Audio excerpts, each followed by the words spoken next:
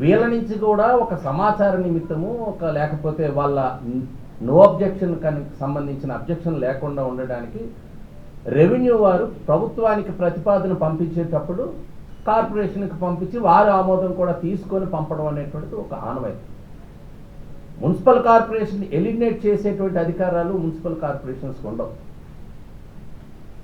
ఇక్కడికి వచ్చేటప్పటికి కార్పొరేషన్లో దీనికి సంబంధించిన అజెండాలో ఒక అంశం వస్తే అది నేరుగా ప్రభుత్వానికి వెళ్తుందని తెలిసిన, ఇప్పుడు మా అధ్యక్షుడు చెప్పినట్టు కేవలం రౌడీజం చేయడానికో రాజకీయంగా దీన్ని వాడుకోవడానికో ప్రయత్నం చేసే దానిలో భాగంగా మనకి స్పష్టంగా అర్థమవుతుంది.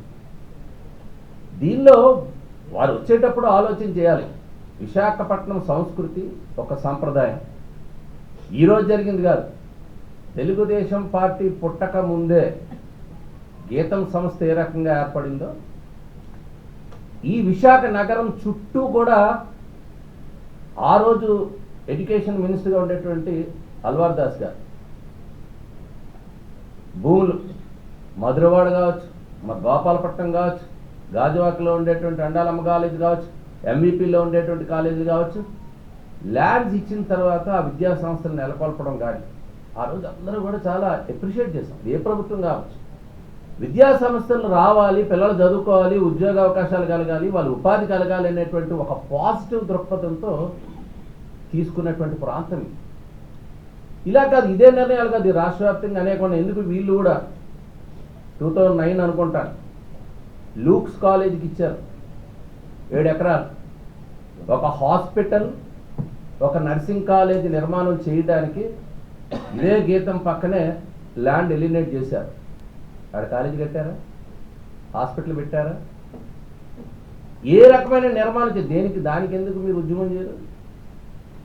ఈరోజు ఒక బ్రహ్మాండమైనటువంటి కాలేజీ. ఈరోజు కాలేజీ గురించి మాట్లాడేటప్పుడు మనం అందరూ చూడాలి. ఎలాంటి వారు వచ్చారు ఇక్కడికి? ఇస్రో చైర్మన్ రాధాకృష్ణన్ గారు ఫస్ట్ కాన్వకేషన్కి వచ్చారు. కె సరస్వతి గారు, తిరుమలాచార్య రామస్వామి గారు, అందరూ scientist, top scientist of the country, Krishnaswamy Kasturi Rangan గారు, అవినాష్ చంద్రన్ గారు, ఎంఎస్ కుమార్ గారు, మాధవన్ నాయర్ గారు, ఇలా చెప్పుకోకపోతే అనేక మంది స్టార్స్ ఆఫ్ ది ఇండియా ఈరోజు గీతంలో అడుగు పెట్టారు. ఆ గీతంలో ఉండేటువంటి భవనాల పేర్లు చూస్తే ఎంత స్ఫూర్తిదాయకం. సివి రామన్ గారి పేరు, విశ్వేశ్వరయ్య గారి పేరు, బాలయోగ కళా ప్రాంగణం, కోడిరామూర్తి నాయుడు కాంప్లెక్స్, ఇలాంటివన్నీ కూడా వరల్డ్ క్లాస్ ఇన్ఫ్రాస్ట్రక్చర్ ఉన్నటువంటి యూనివర్సిటీ. మీరు ఎవరిని డ్యామేజ్ చేయాలనుకుంటున్నారు? మీరు తెలుగుదేశం ప్రభుత్వాన్నో లేదా ఆయన ఎంపీ కాబట్టి భర్త గారిని డ్యామేజ్ చేయాలనో, లేకపోతే దీనికి ఏదో బంధుత్వాన్ని కట్టి దాన్ని డ్యామేజ్ చేయాలని మీరు ఆలోచనకుండా, బట్ ఒక పెద్ద విద్యా ప్రమాణాలు కలిగినటువంటి ఒక సంస్థ, గ్లోబల్గా గీతం విద్యాలయం అనేటువంటిది వైజాగ్ బ్రాండ్, అనేక బ్రాండింగ్ ఉంటే అందులో బ్రాండింగ్లో గీతం కూడా ఒక స్థానం కలిగినటువంటి దాన్ని మీరు రాజకీయ లబ్ధి కోసమో దీన్ని పొలిటికలైజ్ చేసుకోవడం కోసమో ఆ విద్యా సంస్థని డ్యామేజ్ చేసే దానికి మీరు ప్రయత్నం చేస్తున్నప్పుడు మీ పార్టీలో ఉండేవాళ్ళు కూడా చాలామంది అందులో చదువుకొని వచ్చారు. మీరు అది గుర్తుపెట్టుకోవాలి. అందులో చదువుకొని వచ్చిన వాళ్ళు చాలా దీనిలో వీళ్ళు డిఫరెంట్ హోదాల్లో ఉన్నారు.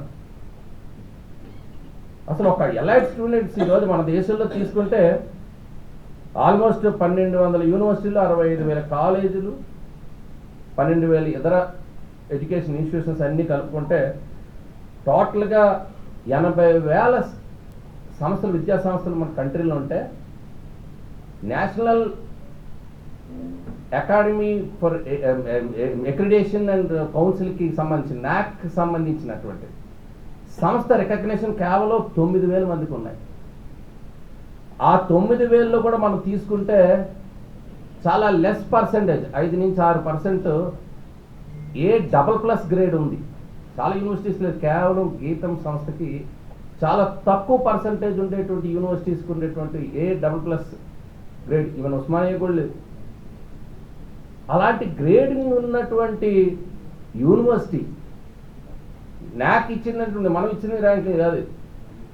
మీరు తీసుకుంటే అనేక ర్యాంకింగ్స్లో గీతం ముందు వరుసలో ఉంది.